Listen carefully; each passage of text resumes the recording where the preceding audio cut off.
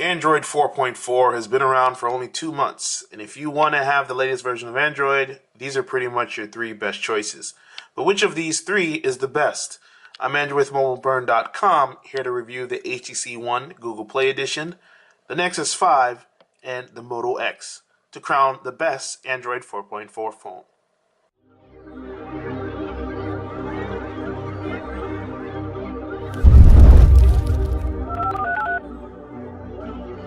All of these phones run Android 4.4, but they run a different brand of each. But before we get to the software, let's do a quick recap of the hardware because we've already reviewed these phones.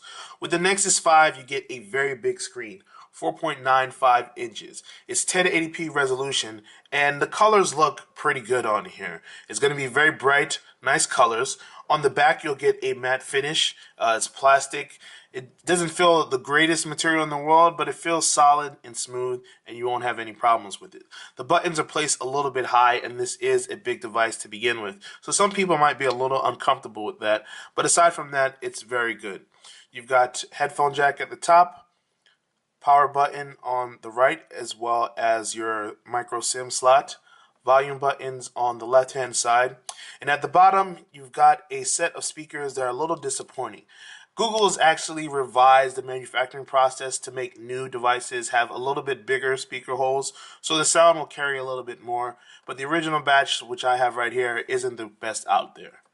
It also has 16 or 32 gigabytes of internal storage, 2 gigs of RAM, and a 2.26 gigahertz processor, the fastest of the trio of the devices that I'm showing you. And I'm sure it's just a coincidence, but the Nexus 5 also happens to be the fastest of these 3 phones. Yeah, I'm sure there's no correlation at all. The Moto X is the smallest of the bunch, but it's also the most comfortable to hold. Because it's smaller, it's a lot easier to access certain buttons, and it's designed to curve along the middle, so it fits nicely in your palm when you cup it. And once you unlock the screen, you still get a 4.7-inch display.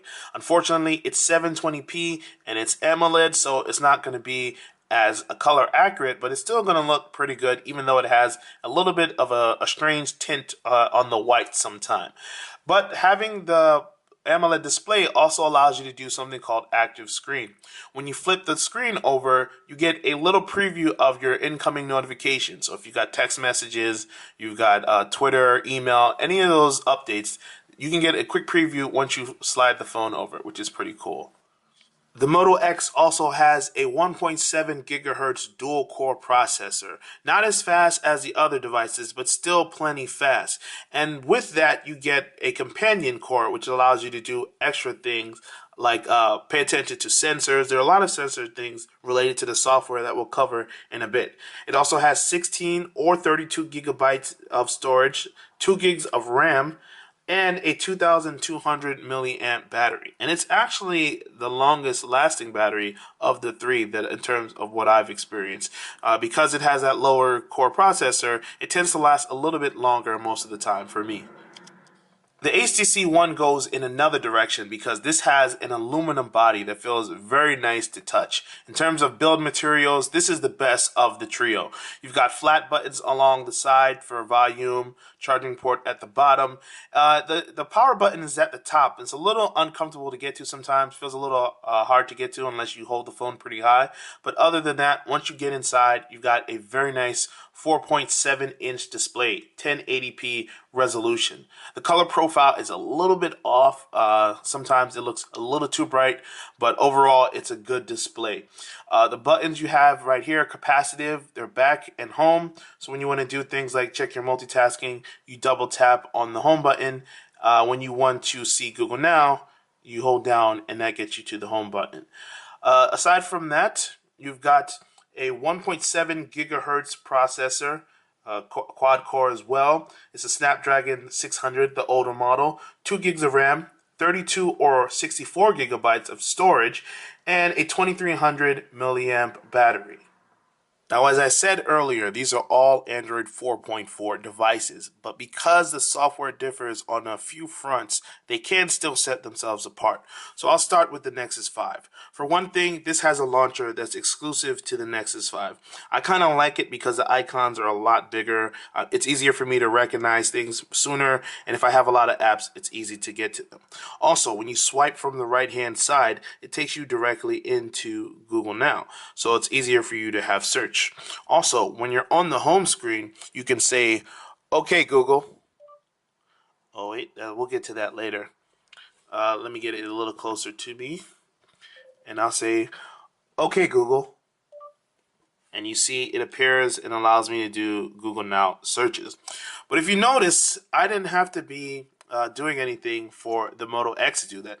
Actually, you don't even have to be on the home screen. The device doesn't even have to be on. I can have it off and say, "Okay, Google." "Okay, Google. Play Daft Punk."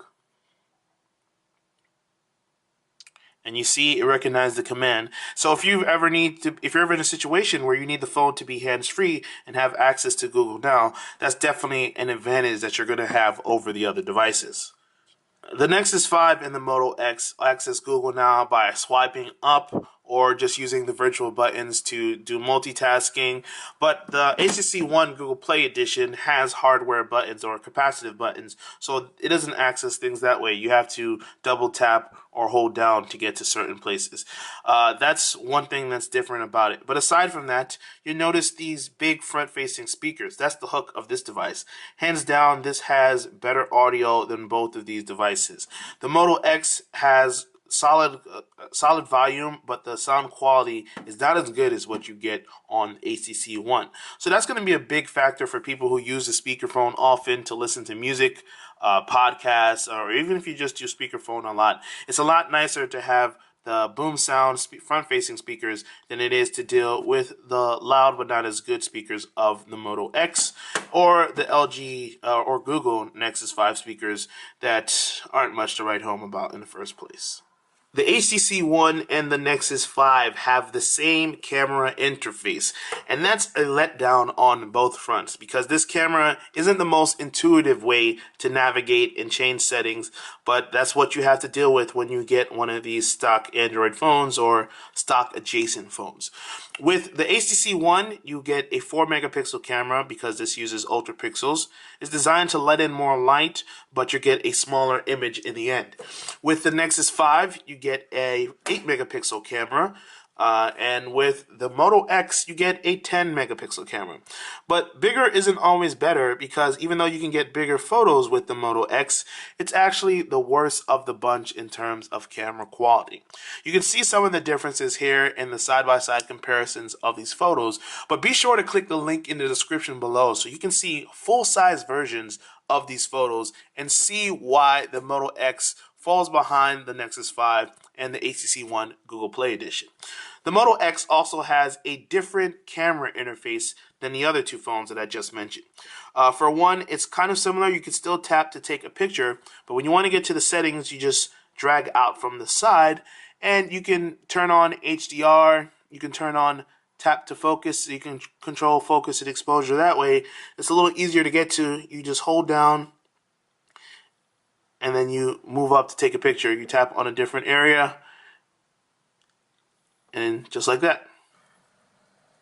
The software on these three phones are so similar because they're made by people trying to keep Android 4.4 as it was intended. And for that reason, it gets hard to distinguish between them, so it really boils down to the subtle differences that we mentioned before. With the Moto X, you get a few software additions like Moto Assist to help you transfer your old phone stuff to your new. You get some hands-free tools, so when you're driving, if you want to automatically set it, it'll recognize that you're driving and automatically reply saying, "Can't come to the phone right now."